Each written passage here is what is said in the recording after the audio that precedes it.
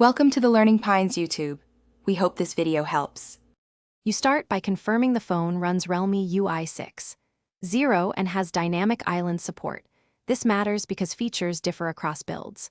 Once done, back up quick settings and a key app list so you can undo changes if needed. Now open Settings, search Dynamic Island, and tap to enter the module. Make sure to grant notification and floating window permissions when prompted, because without them, the island cannot show live content or interaction bubbles. You now customize how Dynamic Island behaves and why those choices matter.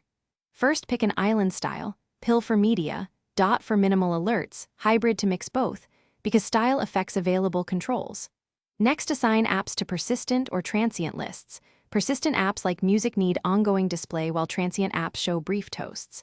Then map tap, hold, and swipe gestures to actions like play/pause or quick reply.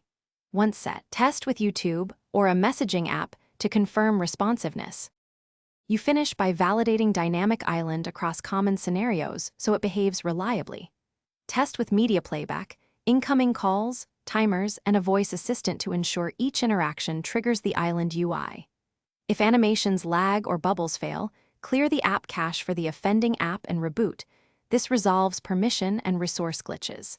If that fails, reset Dynamic Island settings and regrant notification and floating window permissions. One quick troubleshooting tip: toggle battery optimization. Thanks for watching. Consider subscribing if we helped you.